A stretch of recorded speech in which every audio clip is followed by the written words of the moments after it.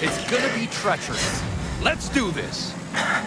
I've been looking forward to Riders Republic since its reveal back in 2020.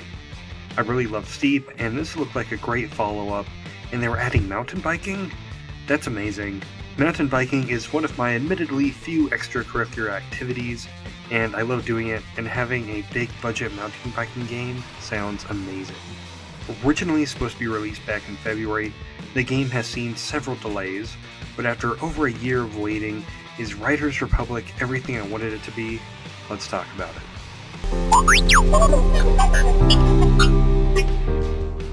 Right off the bat, the gameplay here is great. I think they nailed the controls, and you have a few different options for what type of controls you want to use. I've been using the racer setup, but the gameplay is great. When you're flying down a mountain, you feel this great thrill and excitement.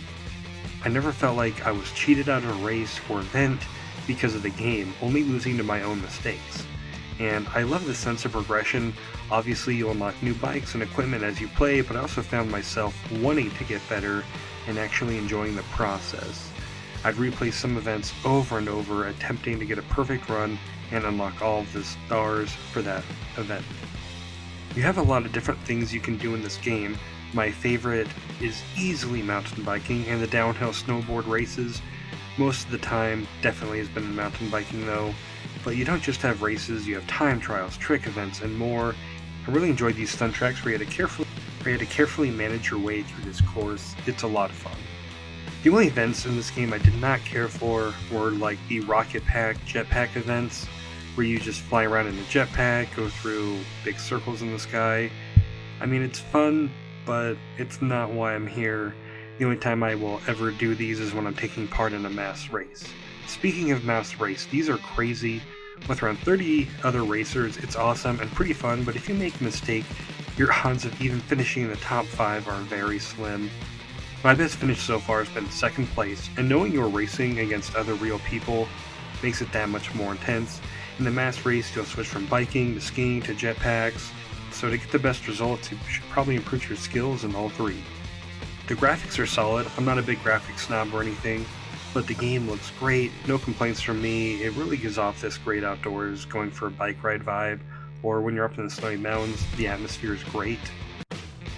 You can customize your character with new clothes, but this is one thing I don't like at all, and there isn't really an in-game store. Well, there is, but you only have a small selection of curated items that are expensive, and they change every day, and you only have a few clothes options to choose from. So if you want a black jacket, for example, you can't just buy one.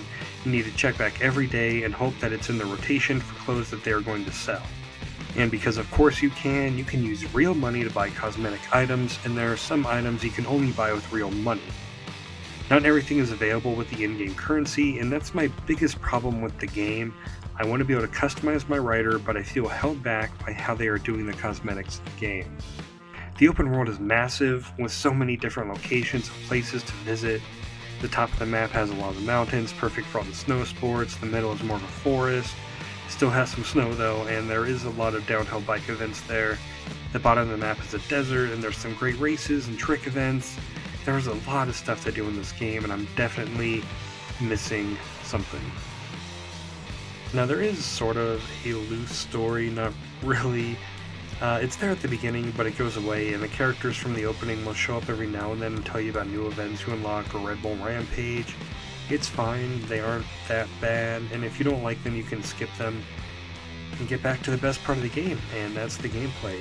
And gameplay is king, and it's genuinely so much fun to play. I've been playing for a few hours every day after work. It's a fun time, and I think this will be a game that I continue to play long after the initial release. They do have DLC planned and a year one pass, but from the trailer they released, it doesn't seem to offer anything I care much about.